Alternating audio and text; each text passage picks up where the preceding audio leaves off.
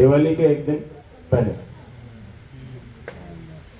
हनुमान जी के जन्मदिन के बारे में दो कथाएं हैं। तो सबसे पहले तो हम ये जान लें कि वो दो कथाएं क्या है। पौराणिक शास्त्रों में वर्णन है और वैसे भी हनुमान जी के जन्मदिन दो ही मनाए जाते हैं, एक कार्तिक मास की चतुर्दशी और दूसरा चैत्र मास की पूर्णिमा। पूर्णिमा के बारे में भी दो वर्णन है। एक यह है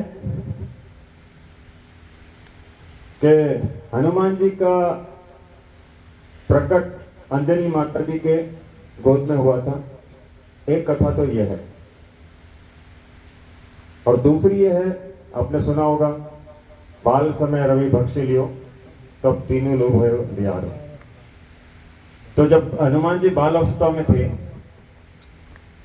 तो उन्होंने सूरज को गेंद समझ के निगल लिया था। तो इस बात से इंद्रदेव बहुत कुपित हो गए थे और उन्होंने वज्र का प्रहार हनुमान जी के टुड्डी पे किया था। वो वज्र का प्रहार होते ही हनुमान जी मूर्छित हो गए और इस बात से पवन देव जो उनके पिताजी थे काफी क्रोधित हुए और उन्होंने पवन के वेग को रोक दिया। अब पवन रुक गई तो त्राहिमाम मचना ही था पृथ्वी पे। तो सारे देवता लोग आए और इंद्र भगवान ने, देवताओं ने प्रार्थना की कि आप पवन का प्रभाव वापस चालू कीजिए, हनुमान जी को हम पुनः जीवित करते हैं। तो उन्होंने सबने हनुमान जी के हाथ लगाए और हनुमान जी वापस पुनर्जीवन मिला। इसलिए ये भी जन्मदिन माना जाता है, चैत्र मास की पूर्णिमा। अब उनको वरदान दिया गया इस बात के लिए कि आपके ऊपर कोई भी अस्त्र और शस्त्र या वज्र का प्रहार नहीं होगा। वज्र देह दानव दलन जय जय कपिसूर, ये वरदान उनको मिला। साथ में उनकी टुड्डी टूट गई थी तो उनको हनुमान नाम दिया गया। हनु का मतलब होता है टुड्डी, मान का मतलब होता है उसका आकार टेढ़ा मेढ़ा हो जाना। तो हनुमान जिनकी टुड्डी का आकार प्रॉपर नहीं है या व्यवस्थित नहीं है, तो ये हनुमान नाम उनको वहां से मिला। तो इस तरह से हनुमान जी के जन्मदिन के दो वृत्तांत अपन को पौराणिक कथाओं में मिलते हैं। मान्यता चैत्र मास की पूर्णिमा के दिन ज्यादा मानी जाती है। अब देखिए, माताओं बहनों के लिए कुछ नियम बनाए गए हैं हनुमान जी की पूजा के लिए। तो वो जानिए क्यों बनाए गए। हर चीज में एक लॉजिक है हमारे शास्त्र में। जैसे आप लोग जानते हैं कि आपके लिए कुछ पूजाएं वर्जित है, हनुमान जी की कुछ पूजाएं करनी चाहिए, कुछ नहीं करनी चाहिए। लेकिन क्यों, उसके पीछे क्या स्टोरी है या क्या वृतांत है उसके पीछे। तो उसमें एक रामायण में एक वृतांत है उसका कि जब सीता जी का हरण हो गया था और रावण जब सीता जी को लेकर जा रहा था तो जटायु जी ने उन पर आक्रमण किया। तो जटायु जी जो मूर्छित होकर वहां गिर गए नीचे। तो जब राम जी ढूंढने निकले सीता जी को तो जटायु जी मिले उनको और उन्होंने बताया कि दक्षिण दिशा में रावण लेके गया हनुमान जी को, और सॉरी सीता जी को। तब उन्होंने हनुमान जी को एक कार्य दिया कि हनुमान जी आप जाइए और सीता माता का पता लगा के आइए, कहाँ है, कैसी अवस्था में है, कौन रावण है, उसकी ताकत क्या है, कैसे हमको व्यूह रचना रचनी पड़ेगी, कैसे उससे आक्रमण का सामना करना पड़ेगा। तो ऐसे हनुमान जी को उन्होंने आदेश दिया कि आप सीता माता का पता लगा के आइए, जाइए। अब हनुमान जी बैठे रहे, उठे नहीं। तो उन्होंने राम जी ने कहा क्या बात है, जाइए आप पता लगा के आइए। तो महाराज बोले पहचानूंगा कैसे। तो बोले मतलब, बोले मैंने तो सीता माता को देखा ही नहीं। तो राम जी ने कहा इतने टाइम से तो आप कितनी बार तो देख चुके हो। तो बोले प्रभु मैंने तो उनके चरणों के अलावा कुछ देखा ही नहीं। यानी उन्होंने सीता माता के चरण के अलावा कुछ देखा ही नहीं। ये एक स्त्री सम्मान की परिकाष्ठा। और ब्रह्मचर्य की पराकाष्ठा। तब वो फिर राम जी ने उनको मुद्रिका दी, और फिर आपने वो रामायण में देखा होगा, वो सब जगह मुद्रिका फेंकते हैं, फिर सीता जी उठाती है, बोले मेरे प्रभु की मुद्रिका कौन लेके आ रहा। तो इसलिए हनुमान जी को महाब्रह्मचारी और सब स्त्रियों के अंदर अपने मातृ रूप को देखना, इस वजह से स्त्रियों के नियम, जो माताओं बहनों के लिए नियम बनाए गए हनुमान जी की पूजा के लिए। अब वो नियम क्या है? एक तो आपको 27 दिन से ज्यादा कोई भी अनुष्ठान नहीं करना चाहिए। जो मासिक चक्र आता, उससे ज्यादा आपको कोई भी अनुष्ठान हनुमान जी का नहीं करना चाहिए। उनको ये पसंद नहीं है, पहली बात। क्योंकि वो ब्रह्मचारी है, महाब्रह्मचारी है, तो आपको उनको छूना, मूर्ति को, उनके चरणों पर हाथ लगाना, उनको वस्त्र पहनाना, उनको चोला चढ़ाना, उनको सिंदूर चढ़ाना, ये हनुमान जी को कतई पसंद है। इसके अलावा सर झुका के प्रणाम करना, क्योंकि माता का प्रणाम वो स्वीकार नहीं करेंगे। उनकी आरती उतारना, वो भी उनको स्वीकार्य नहीं है, क्योंकि मां से वो आरती नहीं उतारते। इसके अलावा जो दिया बत्ती भी होती है, तो आप सर झुका के नहीं, सिर्फ नमस्कार कर सकते हैं हनुमान जी को। उसका वृत्तांत यह है कि वो हर स्त्री में मां का रूप देखते हैं। इसके अलावा बजरंग बाण का आपको पाठ नहीं करना। सुंदरकांड कर सकते हैं, हनुमान चालीसा कर सकते हैं, और संकट मोचन कर सकते हैं। ये 3 चीज आप कर सकते हैं। इसके अलावा ये जो नियम आपको रखने हैं, इसका ये जो त्योहार, इसका एक संदेश है सबके लिए, क्योंकि त्योहारों में संदेश छुपे रहते हैं। मैंने हमेशा कहा कि हर त्योहार में एक संदेश है, और वो संदेश हमको समझना चाहिए, हो सके तो जीवन में उतारना भी चाहिए। अभी जैसे मैंने आपको कहा कि हर स्त्री के अंदर मातृत्व का भाव देखना। तो जो ग्रस्त लोग हैं, जो ग्रस्त जीवन जी रहे हैं, उनको अपने घर में रहने वाली हर स्त्री का सम्मान करना चाहिए, चाहे वो माता हो, बहन हो, पत्नी हो, उनका सम्मान करना चाहिए। ये हनुमान जी का अगर आप भक्त हैं तो ये आपको करना चाहिए। और जो ब्रह्मचारी लोग हैं, जिन्होंने शादी नहीं की, या अभी उस शादी की अवस्था में आए हैं और आगे शादी करने वाले हैं, उनके लिए संदेश है कि अगर आपके सामने कोई ऐसी अवस्था आ जाती है जिसमें किसी स्त्री पे, किसी बहन बेटी के ऊपर कोई संकट आता है, तो आपको उसकी रक्षा करनी चाहिए। तो ये हनुमान जयंती महोत्सव मनाने का, या हनुमान जी के भक्त होने का, या उनकी पूजा करने का प्रमाण है। अगर आप ऐसा करते हैं तो ये उनका संदेश एक प्रकार से। अब हनुमान जी का त्योहार हो या राम जी का त्योहार हो, तुलसीदास जी का वृतांत नहीं आए तो ये तो अधूरा कहा जाएगा। तुलसीदास जी के वृतांत या तुलसीदास जी की बात, और वैसे भी आज हमारा जो संदर्भ है, या जो पूजा का संदर्भ है, उसमें तुलसीदास जी क्या कहना तो बहुत जरूरी है। तुलसीदास जी का जन्म 1532 के अंदर हुआ था, 1532 ईयर, जो हिंदी कम समझते हैं। उनके बचपन का नाम राबोला था, राबोला। चित्रकूट के एक गांव में उनका जन्म हुआ था। बहुत साधारण इंसान थे, छोटे मोटे काम करके जीवन व्यापन करते थे, धर्म वर्म का कोई लेना देना नहीं था उनका। उनकी शादी रत्नावली नाम की एक महिला से हुई, जो बताते हैं कि शहर की सुंदरतम महिलाओं में से एक थी, रत्नावली।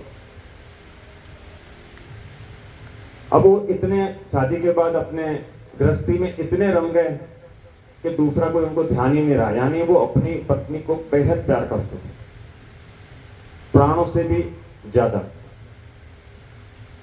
तो वो इतना मतलब पत्नी प्रेम के अंदर रह गए कि उनको कामकाज की भी सुध नहीं रहती थी। जो नए लोग हैं उनको शायद पता नहीं होगा कि 50-100 साल पहले पति पत्नी भी आपस में बात सबके सामने नहीं करते थे। एक मर्यादा इतनी हाई लेवल की रखते थे, कोई आगे मेहमान तो नहीं करते थे। हमारे मम्मी पापा को भी हमने देखा और आप लोगों ने भी देखा होगा सर। तो उस वक्त पत्नी किसी के साथ ज्यादा समय गुजारना, यानी काम छोड़ा और पत्नी के पास बैठ के आके बातचीत करने लगे, तो वो शर्म है, बेहया की स्थिति में माना जाता था उनको। तो भी उनको परवाह नहीं थी, दीन जान के कोई परवाह नहीं, वो उनकी और पत्नी भली, इतना प्यार करते थे अपनी पत्नी से। तो पत्नी को मैके भी नहीं भेजते थे। कोई एक बड़ा फंक्शन हुआ तो पत्नी ने जिद की कि मेरे को तो इस बार तो भेजो, कड़ा दिल करके भेजा कि भाई ठीक है पर 2-4 दिन में आ जाना। वो पत्नी को जैसे आज रवाना किया, नदी के पार उनका गांव था, पत्नी गई। अब रात तो बड़ी मुश्किल से कटी, पत्नी के चली गई पीहर, रात मुश्किल से कटी, सुबह हुए समझ में नहीं आ रहा क्या करूं, अवस्था खराब हो गई। दोपहर होते होते निर्णय किया अब तो मैं पत्नी के घर जाऊंगा, वहीं ससुराल ही जाता हूं, जब तक वो रहेगी तब उसके साथ रहूंगा, फिर वापस आऊंगा। ऐसा उन्होंने निर्णय लिया। अब उस वक्त तो गाड़ियां वाड़ियां तो थी नहीं, दोपहर को शाम को निर्णय लिया, बारिश जोरदार हो रही थी। अब नदी के पार जाना था उनको, नदी के पार गए, नदी के पास पहुंचे तो देखा तो नाव ही नहीं, बारिश की वजह से नाविक चला गया। अब उनको तो समझ में नहीं आ रहा, जाना है तो जाना है बोले। अब उन्होंने देखा एक पटिया तैरता हुआ आ रहा है, अब बिल्कुल बेभान में तो थे, पटिया पकड़ा और बोले पार कर लेते हैं। पटिया को पकड़ा और नदी के किनारे पत्नी के ख्यालों में चले चले चले और नदी के किनारे पहुंचे। फिर उसको लगा कि पटिया थोड़ा गीला है, तो उन्होंने देखा वो पटिया नहीं, वो लाश थी। इतने बेभान हो गए अपने पत्नी के उसके अंदर प्यार में, स्नेह के अंदर, कि उनको पता ही नहीं चला कि लाश का हाथ पकड़ के पार कर लिया। जैसे तैसे पार की नदी, घर पहुंचे, रात हो गई थी, 10-11 बज गए थे। वहां तो शाम को तो 7-8 बजे सोने का सिस्टम। पत्नी के घर के पास पहुंचे, देखा तो सब लाइटें बंद, दरवाजे बंद। अब दरवाजा ठोकना भी मर्यादा के खिलाफ नहीं, एकदम वैसा कि इतनी रात में कैसे उठावे सबको। इधर उधर देखा तो उनके पत्नी का कमरा ऊपर था, तो उन्होंने कहा तो खिड़की के रास्ते जाते हैं। तो उन्होंने देखा खिड़की पे रस्सी लटक रही है, तो बोले चलो इसमें रस्सी को पकड़ के जाते हैं। उन्होंने रस्सी पकड़ी और पहुंच गए कमरे में, पत्नी को उठाया, वो भी एकदम हौच-पौच हो गई। बोले क्या, कहां से आगे, कैसे क्या? बोले मेरे से तो भाई नहीं रह जाता, अब मैं यहीं रहूंगा और अपन साथ ही चलेंगे वापस। अरे तो बोला आए कैसे, इतनी बारिश, नाव तो होगी नहीं। अरे बोले मैं क्या बताऊं, मैं तो लाश पकड़ के आ गया। तो बोले कमरे में कैसे पहुंचे? अरे रस्सी लटक रही थी। अब पत्नी बोले क्या ऐसे रस्सी लटक रही, कोई देखना चाहिए, यानी सुरक्षित नहीं है कुछ भी। तो जाके देखा तो सांप लटक रहा था। अब उनको सांप को पकड़ के वो खिड़की के रास्ते अपनी पत्नी के कमरे में पहुंच गए। तब ये पत्नी ने 2 लाइन कही है जो शायद रामायण भी उन्होंने, रामायण के अंदर तुलसीदास जी ने उसका वर्णन किया है, शायद तुम लोगों ने ज्यादा पढ़ी है। ये लाइन है कि हाड़ मास को देह माम, ऐसा शायद, या तो उसमें कहीं और वर्तान दिया उन्होंने। उनकी पत्नी ने कहा, खुश नहीं हुई, जैसे आजकल होते हैं चलो मेरा पति मेरे कब्जे में, ऐसा नहीं था कुछ। तो उन्होंने कहा कि हाड़ मास की देह मम तापर ऐसी प्रीति, तापर ऐसी प्रीति, यानी हाड़ मास का देह मम, मेरा जो हाड़ मास का शरीर है जिसको मिट्टी में मिल जाना है, जो सड़ना है, उस पे ऐसा प्यार कि तिसु आधो तो राम प्रति, तिसु आधो तो राम प्रति अवश्य ही मिठी भवभीति। अगर इसका आधा राम के प्रति होता तो तुम्हारा ये भव सागर का चक्कर ही खत्म हो जाता, तुम्हारा जीवन सफल हो जाता, ऐसा उनको कहा। अब तुलसीदास जी देखो तो सुन, फिर उनको बोला चलो मैं खाना अपना लाती हूं, आप बैठो। अब उन्होंने ऐसी बात कही कि तुलसीदास जी के सीधे सीने को जाके लग गए। तो सोचने में पड़ गए, वो पत्नी खाना वाना लेके आई, वो बोले नहीं मैं तो 1 मिनट भी रुकूंगा नहीं, अब जाऊंगा यहाँ। और वो बिना खाए 1 मिनट भी रुके नहीं और चल दिए वहां से, वापस घर गए। घर जाके उन्होंने मनन किया कि वास्तव में मेरी पत्नी ने सही बोला है और अब राम की खोज ही करनी चाहिए। और वहां से उनकी यात्रा स्टार्ट हुई भक्ति की और उनका पूरा जीवन बदल गया। तो तुलसीदास से गोस्वामी तुलसीदास बन गए और रा बोला को राम बोला कहना चालू कर दिया लोगों ने। इतना राम राम राम नाम लिया उन्होंने। तो ये देखिए एक घटना ऐसे आदमी को 360 डिग्री घुमा देती है, 360 डिग्री। अब जैसा आपको पता है कि उनका जन्म 1532 में हुआ था। फिर वो उसी भगवान की भक्ति में आगे बढ़ते बढ़ते फिर उन्होंने रामचरितमानस लिखा और उसका तब 73-74 साल की उनकी उम्र रही होगी। तो उनको अर्थराइटिस, अभी अर्थराइटिस कहते हैं, उस टाइम में गठिया कहते थे, वात का प्रॉब्लम हुआ उनको। फोड़े फुंसी हो गए, शरीर में इतना दर्द चालू हो गया कि कुछ समझ में नहीं आया उनको। इलाज करवाया, दवा दारू करवाई, वैद्य के पास गए, टोटका करवाया और वो उनका बीमारी बढ़ती चली गई क्योंकि उस वक्त तो पेन किलर भी नहीं था। वात का प्रॉब्लम बहुत बेकार होता है जिसको अपन अंग्रेजी में अर्थराइटिस कहते हैं और देसी भाषा में गठिया कहते हैं और वैसे वात का रोग कहते हैं। हाँ नहीं, टीबी नहीं, अर्थराइटिस वात का रोग, ज्वाइंट्स दुखते हैं जिसके अंदर, संधिवात। इंग्लिश में अर्थराइटिस, देसी भाषा में गठिया, उसमें बहुत पेन होता है। अब वो इतना परेशान हो गए, न तो पूजा हो रही है, न पाठ हो रहा है, न भगवान का ध्यान हो रहा है, शरीर इतना दुख रहा है कि न चैन से रहा जा रहा है।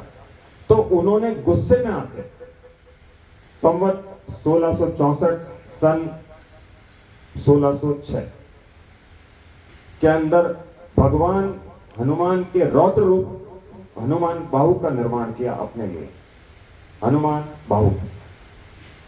उसके बाद वो हनुमान बाहु का निर्माण करने के बाद उन्होंने उसका पाठ किया और उसके बाद वो 17 साल जिंदा रहे और 1623 में 91 साल की उम्र में फिर भगवान के गर्भ प्रस्थान हुआ। तो आज आपके लिए हम हनुमान बाहु का पाठ करने के लिए हम व्यवस्था की है कि आप लोग भी हनुमान बाहु का पाठ कीजिए। हमेशा अपने मंदिर के लिए किए, इस बार आपके लिए करवाते हैं पूजा। तो हनुमान बाहु का शायद बहुत कम लोगों ने नाम सुना होगा। वो खास तौर से शारीरिक कष्टों को दूर करने के लिए, जो कॉर्निक बीमारियां होती, कॉर्निक यानी असाध्य रोग, जो एक बार होता तो शरीर से जाता नहीं, कम ज्यादा होता रहता है, जैसे अर्थराइटिस हो गया, माइग्रेन हो गया, शुगर, बीपी, ये जो चीजें होती है ना जाती नहीं शरीर से, इनको कम ज्यादा करते हैं खाली। अब ये इसका विधान क्या है? उसका विधान ये है कि हनुमान जी का मंदिर होना चाहिए दक्षिणामुखी, साथ में राम जी का मंदिर भी होना चाहिए। अगर राम जी का मंदिर नहीं है तो राम जी की फोटो होनी चाहिए। ये आप घर में करने से बचना चाहिए क्योंकि ये भगवान का, हनुमान जी का रौद्र रूप है। इसका विधान है 41 मंगलवार या 41 शनिवार या दोनों मिला के 41 मंगलवार शनिवार घी का दीपक भगवान के सामने जलाना चाहिए जब तक कि पाठ नहीं होता। तांबे के लोटे में पानी भर के तुलसी पत्र डाल के रखना चाहिए और वो पानी को फिर आपको पीना चाहिए पाठ करने के बाद। ये इसका विधान है। घर में चूंकि छुआछूत रहती है तो वैसे भी हनुमान जी का बहुत शुद्धता वाला काम है, तो घर में करने से इसको बचना चाहिए। आपने ध्यान नहीं दिया, हमारे सारे मंदिर दक्षिणामुखी है, यानी दक्षिण की मुंह की तरफ है। क्योंकि ये जो दक्षिण मुखी मंदिर होते हैं खास तौर से तांत्रिक पूजा या कठिन पूजाओं के लिए होते हैं। जो वैदिक पूजा होते हैं उनके मंदिर के मुख पूर्व की तरफ रहते हैं। तो हमारे संत महात्मा हर नारायण महाराज जी वगैरह जो भी, उन्होंने काफी इस तरह की साधनाएं की। तो हमने कहा चलो अब त्योहार 3 महीने बाद आएंगे तो इस बार आप लोगों को ये गिफ्ट दे दी जाए आपके अपने शरीर के लिए। आप बहुत अपने मनन के साथ कीजिए ये पाठ। आपको एक बुक भी दी जाएगी और जिनके पास मोबाइल है या जो समिति में है मैं इनको व्हाट्सएप पे भेज रहा हूँ हनुमान बाहु, उस पर आप देखिए। अपन चालू करेंगे उससे पहले दिया लगाइए।